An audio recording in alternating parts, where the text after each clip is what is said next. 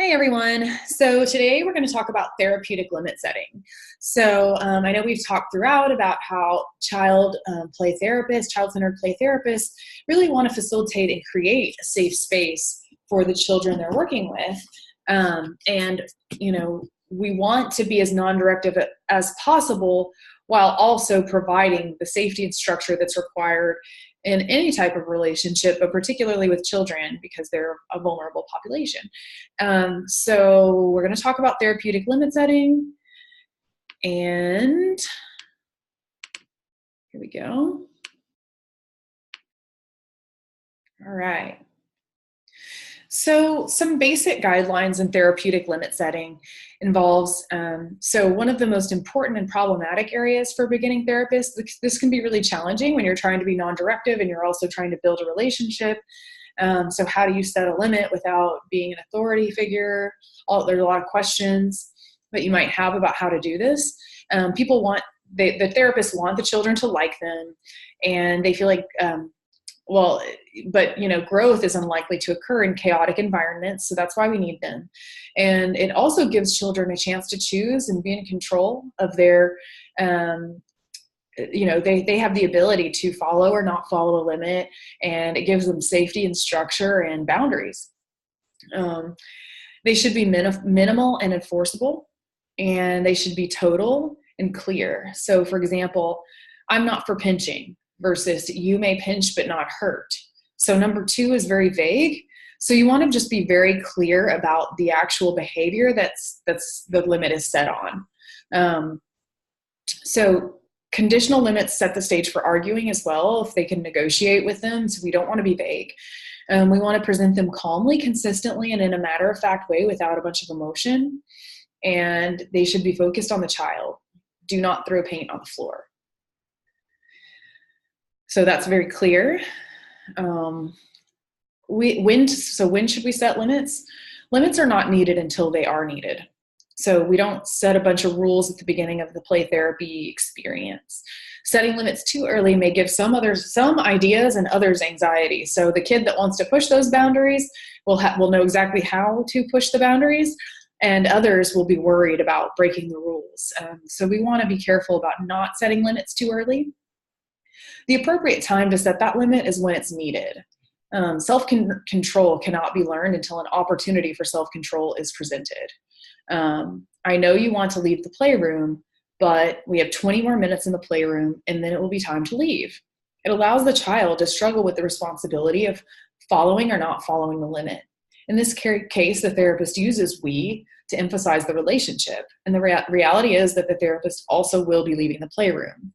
But you would not say we if the child is the only one breaking the limit. So if the child is painting the Bobo doll, you would not say we don't paint the Bobo doll. You would say the Bobo doll is not for painting. The rationale for setting limits. Limits provide physical and emotional security and safety for children.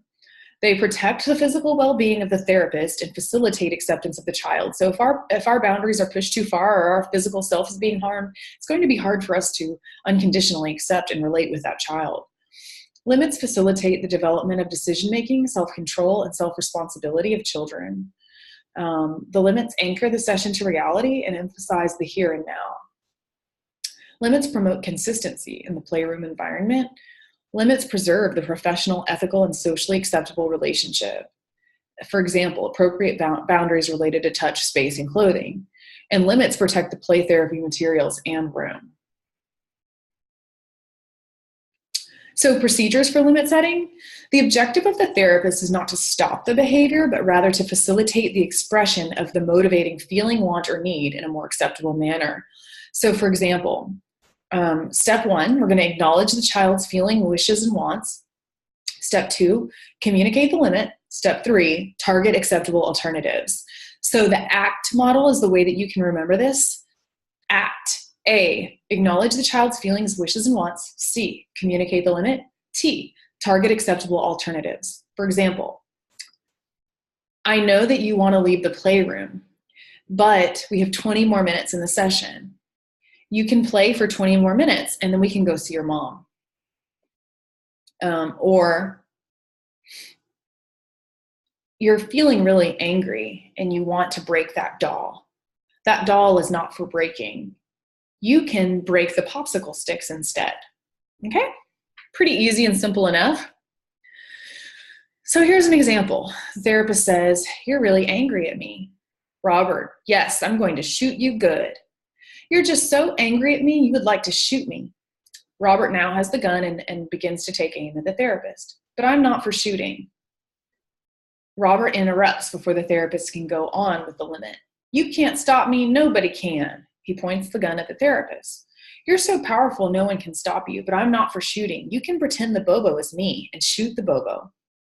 Robert swings the gun around, takes aim at the Bobo, and yells, "Take that." He shoots the Bobo doll. So that's an example of setting a limit and the child following the limit. What do we do if limits are broken?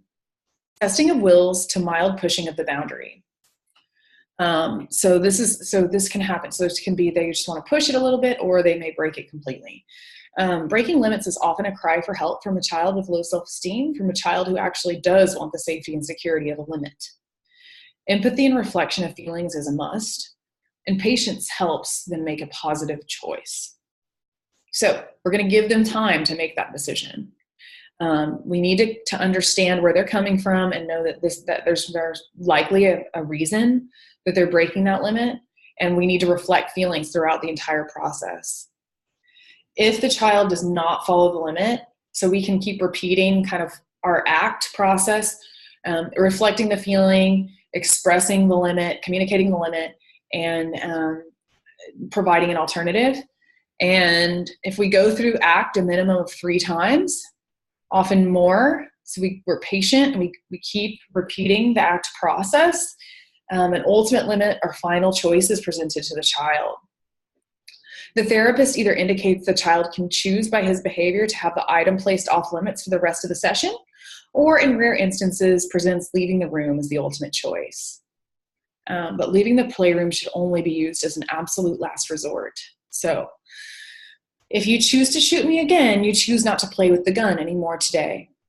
Once a child has made a choice, the therapist does not under any circumstances undo a child's choice. So we don't want to undo the child's choice because the child made it. So we actually are respecting the child when we follow through on setting that limit. Protecting yourself, the child, and the room are reasons to set a firm limit. For example, taking off clothes, pounding against a two-way mirror, hurting self or the therapist, and refusing to uphold limits.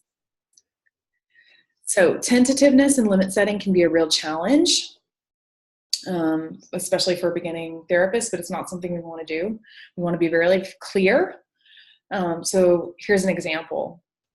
The child starts to leave the room with 30 minutes left in the session. The therapist says, "Let's stay in here for the rest of the time rather than going in and out, okay?" The therapist sounds unsure and asks for the child's agreement. Instead of that tentative question, it's better to say, "Jason, our time in the playroom is not up for today. We have 30 more minutes and then you can leave." Sets a definite limit and indicates when the child will get to leave. Child says, "I want to go out there," points to the offices. Therapist says, "Let's wait a little longer before we leave," attempts to coax the child into staying, hoping the child will forget that they want to leave. Better response is, "You want to go out there where other people are, but our time in the playroom is not finished for 10 more minutes. Then you can go out there." Shows understanding of what the child wants, sets a firm limit, and communicates what can be done later.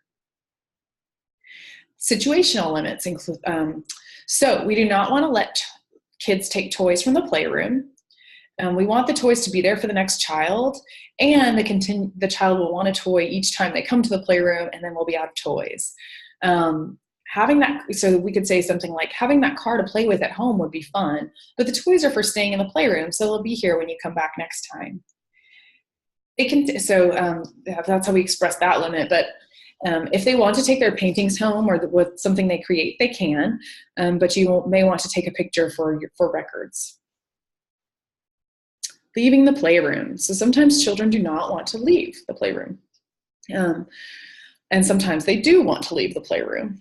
Children need to learn that they can't run away from the responsibility of seeing things through, that commitment to a relationship means staying and working things out.